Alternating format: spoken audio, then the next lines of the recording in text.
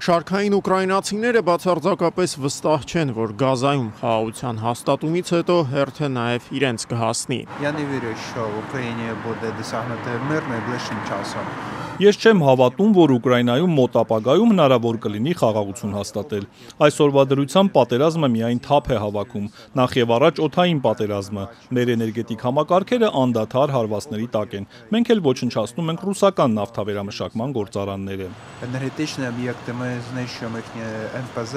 Մոտալուտ խաղաղության հարցում հոռետես է նաև Կիևի այս բնակչուհին, Անժելիկա Յուրկևիչը։ Ես կարծում եմ, որ Պուտինն այնքան վստահ է, որ հաղթելու է, որ չի գնա որևէ պայմանավորվածության։ Վաշինգտոնից սակայն զգուշացնում են, եթե Ռուսաստանը կրկին հրաժարվի խաղաղության պայմանների շուրջ բանակցել Կիևի հետ, հետևանքները կարող են շատ ծանր լինել։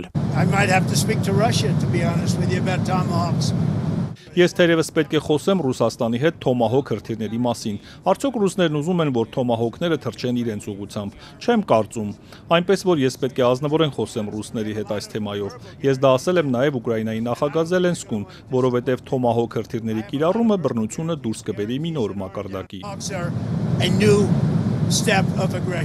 Սպիտակ տան ղեկավարն այս մասին խոսեց անցած գիշեր նախագահական օդանավում մերձավոր արևելք թռիչքի ընթացքում, չբացառելով նաև, որ առաջիկա օրերին հեռախոսազրույց կունենա իր ռուսաստանցի պաշտոնակցի հետ։ Կրեմլի պաշտոնական ներկայացուցիչ Դմիտրի Պեսկովի խոսքով, սակայն գոնե այս պահին Պուտին-Թրամփ հեռախոսազրույցի մասին որևէ պայմանավորվածություն չկա։ Փոխարենը հանգստյան օրերին Թրամփն ակտիվորեն շփվում էր Ուկրաինայի նախագահ Վլադիմիր Զելենսկու հետ։ Երկու զրույց, երկու օրում։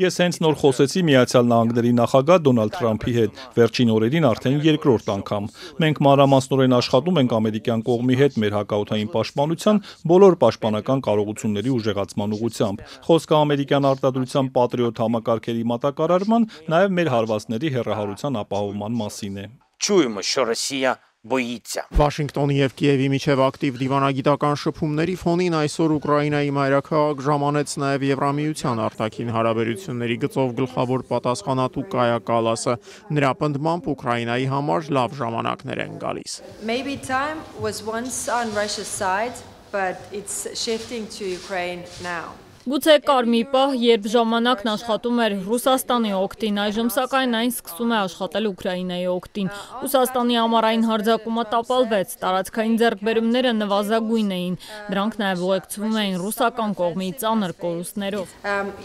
Its minimal territorial gains come with a huge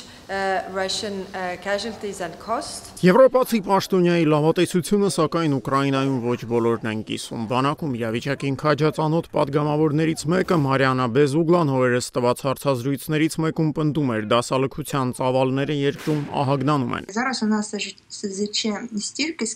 Այս պահին բանակի շարքերը ինքնակամ լքած զինվորականների թիվը նույնքան է, որքան մեր զինված ուժերի թվաքանակն էր մինչև ռուսական ներխուժումը գրեթե 250,000։ Եթե այսպես շարունակվի, ապա շուտով դասալիքների թիվը կհավասարվի բանակի ընդհանուր թվաքանակի ուղիղ կեսին։ Զինվորականները, զորամասերն ու դիրքերը լքում են նախ եւ առաջ հրամանատարության տարօրինակ հրամանների պատճառով։